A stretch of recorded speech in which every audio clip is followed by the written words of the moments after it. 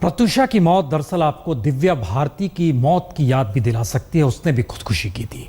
हमने तय किया है कि 10:30 बजे से लगातार जरा उन मुंबई की स्थितियों को टटोलने की कोशिश की जाएगी जिसके धागे और ताने बाने कहीं ना कहीं चकाचौंध और एकाकी जीवन और इन सब के बीच इस खुदकुशी से भी जुड़े होंगे। लेकिन आइए, क्या ये वाकई दौर संभलने का है, खुद को सहेजने का है? और मसला सिर्फ देश का नहीं, मसला दुनिया का भी है। इसलिए हमें लिखना पड़ा, ये संभलने का वक्त है। क्यों? ये सवाल सिर्फ देश का नहीं, दुनिया का। आइए पहली रिपोर्ट देखिए।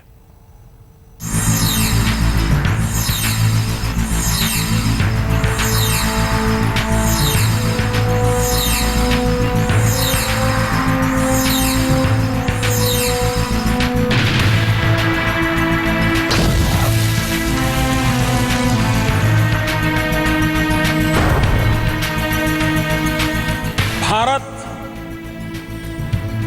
40 साल से आतंकवाद के कारण परेशान है। सवाल पाकिस्तान या पाकिस्तान से जुड़े आतंकवाद भर का नहीं है। सवाल तो यह भी है कि जब पाकिस्तान का नाम लिए बगैर प्रधानमंत्री मोदी आतंक का जिक्र कर रहे थे, उस वक्त पाकिस्तान की ही जांच टीम पठानकोट से लेकर अमृतसर और दिल्ली में बेखौफ अपने ही आतंक की पड़ताल कर रही थी और देश में ही तमाम राजनीतिक दल विरोध भी कर रहे थे और यह विरोध आज भी अपने तरीके से हो ही रहा है।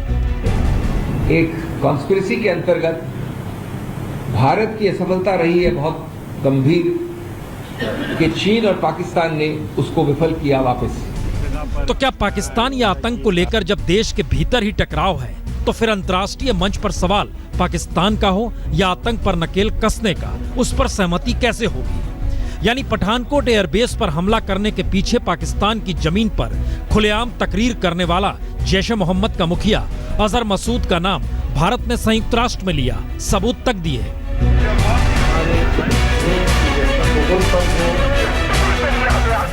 और यूनाइटेड नेशन में ही पाकिस्तान नहीं बल्कि उस चीन ने जैश के मुखिया अजहर मसूद का साथ दिया जिस देश के प्रीमियर के साथ गलबहिया डाले प्रधानमंत्री मोदी गुजरात तक ले गए।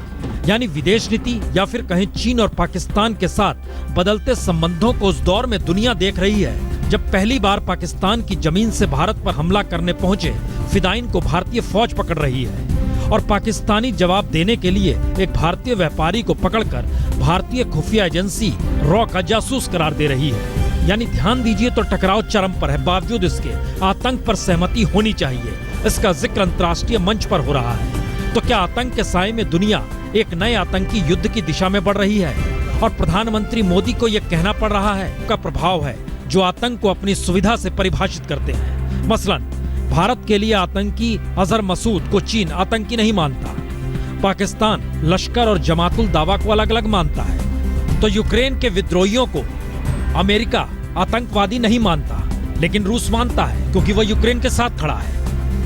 ईरान को लेकर रूस और अमेरिका बटे हुए हैं। ISIS पर संयुक्त राष्ट्र के भीतर ही लकीरें हैं। यानी आतंक की तासीर अंतर्राष्ट्रीय मंच पर धूमिल भी है और बेखौफ भी, क्योंकि अंतर्राष्ट्रीय कूटनीति में कौन किसके साथ खड़ा है और आतंक की परिभाषा देश दर देश कैसे बदल जाती है, यह प्रधानमंत्री मोदी के ब्रसेल्स से लेकर वाशिंगटन दौरे के बीच में ही दुनिया ने भी देख लिया और देश ने भी समझ लिया। और पहली बार संदेश बेहद साफ है कि आतंक के खिलाफ पहले खुद के पैरों पर खड़ा होना होगा, उसके बाद ही दुनिया आपके साथ खड़ी होगी। उनकी कट्टरपंथीता झलक रही है इसमें। भारत माता पर यह बोल और उसके बाद यह फतवा जिसमें साफ लिखा गया मुसलमान एक खुदा में यकीन रखते हैं, इसीलिए वो अल्लाह के अलावे किसी और की इबादत नहीं कर सकते। जबकि इस नारे में हिंदुस्तान को देवी के समान समझा गया, इसीलिए मुसलमानों को वंदे मातरम से अलग रखा गया। अब भारत माता की जय का नारा लगाने पर मजबूर किया जा रहा है और यह फतवा इसलिए जारी कर दिया गया क्योंकि भारत माता की जय नारा लगाएं या ना लगाएं, यह सवाल दारुल उलूम के सामने आ गया तो उसने भी 8 मुफ्तियों की खंडपीठ बनाकर यह फतवा जारी कर दिया। मुसलमान सिर्फ और सिर्फ खुदा की पूजा करता है, उसकी इबादत करता है, किसी दूसरी चीज़ की इबादत नहीं कर सकता। लेकिन जो मूर्त बनाकर हिंदुस्तान की पेश की जा रही है उसकी जय नहीं बोली जा सकती। तो क्या देश में पहली बार आतंक से लेकर राष्ट्रभक्ति की परिभाषा में इस तरीके से देश को ही उलझाया जा रहा है, जहां समाज के भीतर ही देश को लेकर ही लकीर खिंच जाए? क्योंकि देश में देश को लेकर ही अगर समझ बट गई और एक ऐसी लकीर खिंच रही जो राष्ट्र प्रेम पर सवालिया निशान भी लगाती हो और राष्ट्र प्रेम के नारे तले संकीर्ण सोच को खड़ी भी करती हो, तो फिर ऐसे में आगे का रास्ता निकलेगा कैसे? और शायद वजह भी यही कि दारुल उलूम के फतवे को मुस्लिम धर्मगुरु भी खारिज करने से नहीं चुके। मुसलमान तो एक अल्लाह की इबादत करता है, वो उसका काम है, लेकिन माता के जो लफ्ज हैं वो तो हम फारसी के अंदर बोलते हैं मादर वतन, और हम खुद नाम लेते हैं उसका, कोई इसके अंदर हर्ज नहीं। लेकिन ध्यान दे तो भारत माता की जय के नारे पर सियासत की शुरुआत हुई थी संघ प्रमुख मोहन भागवत के बयान से, और उसके बाद इस सियासत को आंच दी असदुद्दीन ओवैसी ने। तो सवाल यही कि तल्खी है क्यों, जबकि आजादी के संघर्ष के दौर से लेकर हर युद्ध में स्वतंत्रता सेनानी हो या फिर सैनिक, हर कोई हंसते हंसते इसी नारे तले शहीद हो गया। लेकिन इस दौर में बात शहीद होने की नहीं है, बल्कि बात तो सियासत की निकल पड़ी है, और सियासत का दौर ऐसा जो शहीद है तो न बोलें, परंतु चिल्ला चिल्ला कर हमें समाज के अंदर ये नहीं कहना चाहिए कि हम नहीं बोलेंगे। नहीं बोलना है तो खामोश हो जाइए।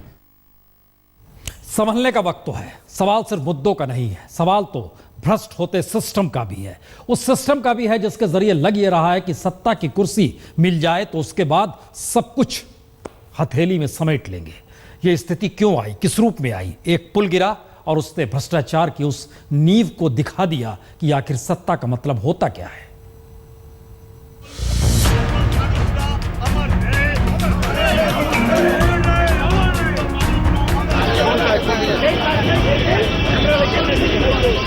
गम और गुस्से के बीच कोलकाता की नजरें चाहे अनचाहे अब उस भ्रष्टाचार को देखने लगी है जहां कंपनी और राजनीति मुनाफे के लिए आम लोगों की जिंदगी से खेल खेला गया।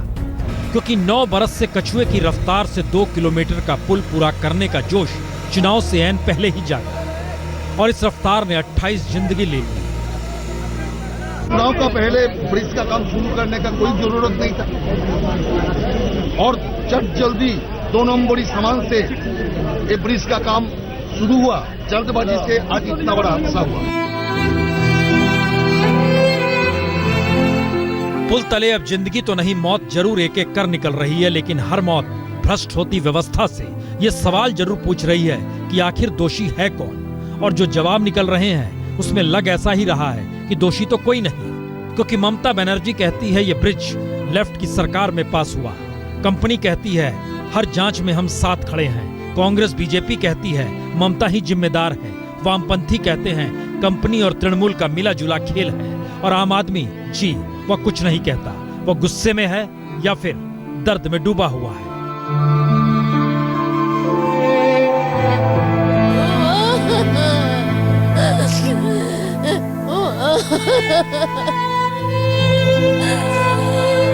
दरअसल 2 हिस्सों में बनने वाले इस फ्लाईओवर का एक बड़ा हिस्सा गिरीश पार्क और हावड़ा ब्रिज को जोड़ता, तो दूसरा छोटा हिस्सा पोस्टा क्रॉसिंग और निमताला गेट स्ट्रीट को जोड़ता।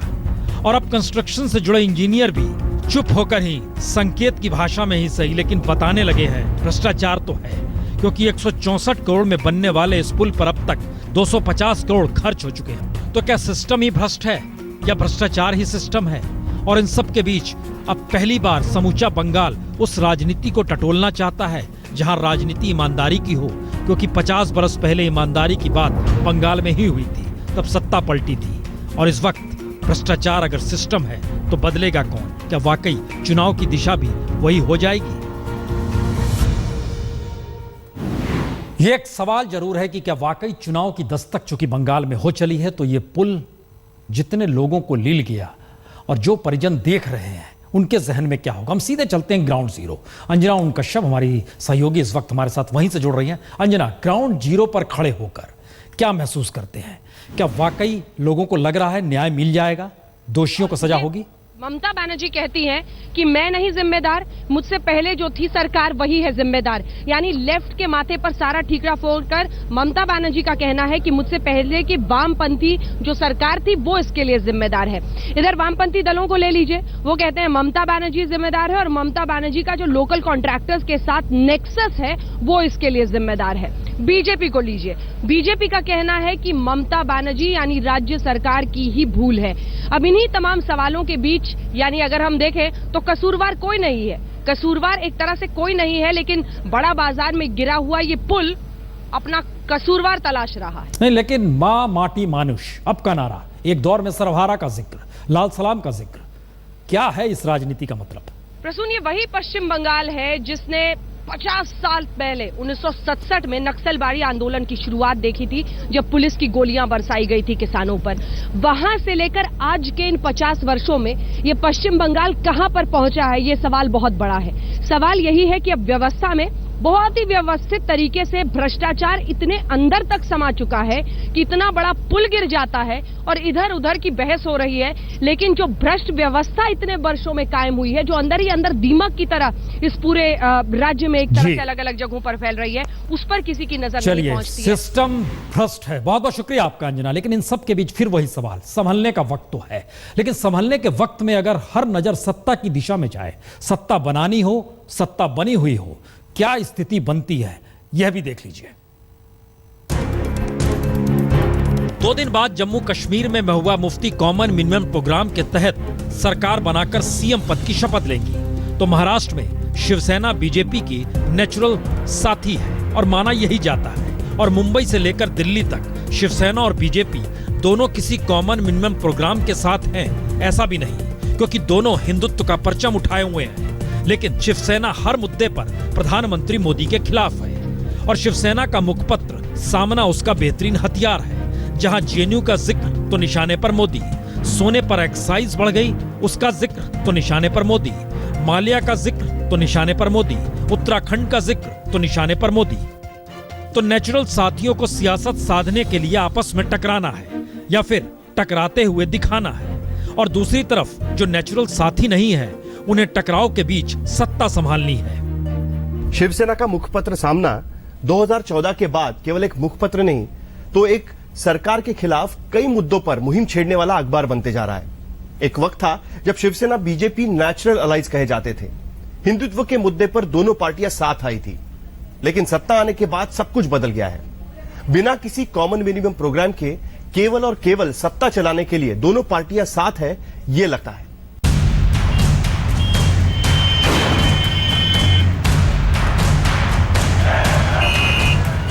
तो श्रीनगर में पाकिस्तानी झंडे हो या लश्कर की गूंज या फिर आईएसआईएस के झंडे, बीजेपी इन्हें बर्दाश्त कर नहीं सकती और पीडीपी इन्हें बर्दाश्त करते हुए भावनाओं से जोड़ देती है, यानी आंकड़ा 36 का। तो भी महबूबा मुफ्ती सोमवार यानी 4 अप्रैल को कॉमन मिनिमम प्रोग्राम के दस्तावेजों पर खड़े होकर सीएम पद की शपथ लेंगी। और ये सवाल अनसुलझा सा रहेगा कि 3 महीने बाद 2 ध्रुव सत्ता के लिए साथ तो आ गए, लेकिन ये साथ रहेगा कितने दिन, ये सवाल पहले दिन से ही खड़ा हो सकता है। करीब 3 महीने तक मंथन के बाद महबूबा मुफ्ती ने जम्मू कश्मीर के मुख्यमंत्री बनने का मन बना ही लिया। 4 अप्रैल को शपथ ग्रहण समारोह होगा, जिसमें केंद्र से भी कई मंत्री आएंगे, लेकिन मुख्यमंत्री बनने के साथ ही महबूबा मुफ्ती के लिए मुश्किलें भी बढ़ेंगी। सबसे बड़ी मुश्किल जो उनके सामने होगी कि वो बीजेपी के साथ जो कॉमन मिनिमम प्रोग्राम है उसको जमीन पर कैसे अमलाएगी।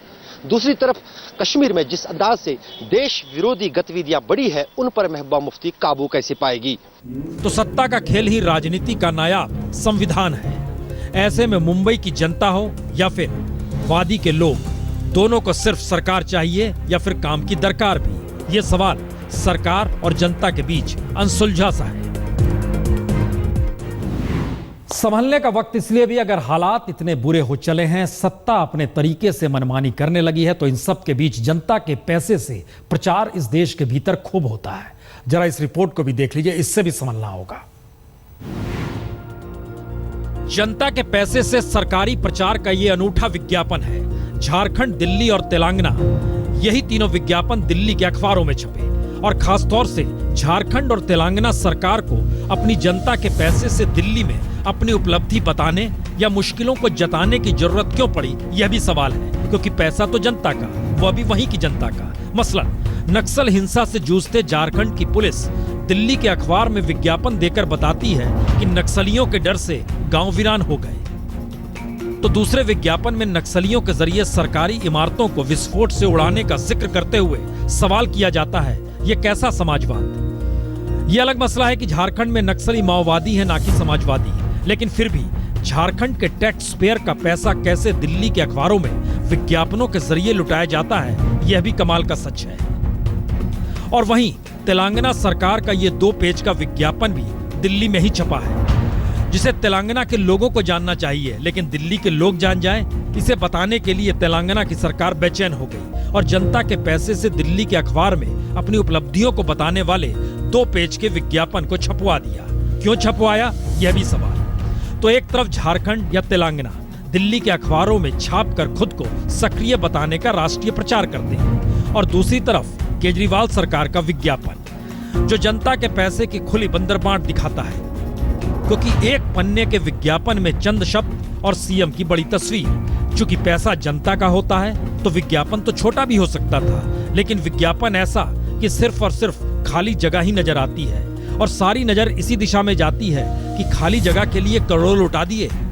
और यह सवाल कल मोहल्ला क्लिनिक के विज्ञापनों के मद्देनजर बीजेपी के नेता ने ट्वीट कर भी उठाया कि कैसे करोड़ों रुपए विज्ञापनों में लुटाए जा रहे हैं। लेकिन मुश्किल सिर्फ इन 3 राज्यों भर की नहीं है, मुश्किल तो यह है कि जनता के पैसे से कमोवेश हर सरकार अपने प्रचार के लिए जितना खर्च विज्ञापनों पर कर रही है, उसे अगर बीपीएल परिवारों को दान दे दिया जाए या फिर किसानों को अतिरिक्त राहत देने का ऐलान उन्हीं पैसों के जरिए कर दिया जाए, तो देश के 27 करोड़ बीपीएल परिवारों को 2 जून की रोटी मुहैया हो जाएगी। 12% खेती को सिंचाई मिल जाएगी, क्योंकि 50 करोड़ से 1000 करोड़ तक का बजट कमोवेश हर राज्य के प्रचार का बजट है। और हर राज्य के चुनावी प्रचार को अगर इसमें मिला दीजिएगा तो आंकड़ा देखकर आप चौंक जाइएगा कि कृषि बजट से 3 गुना ज्यादा हो जाएगा और शिक्षा और हेल्थ बजट का 5 गुना ज्यादा हो जाएगा। लेकिन प्रचार है तो जय हो प्रचार की। तो मान लीजिए यह संभलने का वक्त है। कहा कि उत्तराखंड की जनता के साथ धोखा हुआ है, बागियों ने धोखा किया है और इसके पीछे साजिश है बीजेपी और साथ ही प्रधानमंत्री मोदी का नाम उन्होंने लिया। उत्तराखंड में राष्ट्रपति शासन लगते ही कांग्रेस और बीजेपी के बीच वार पलटवार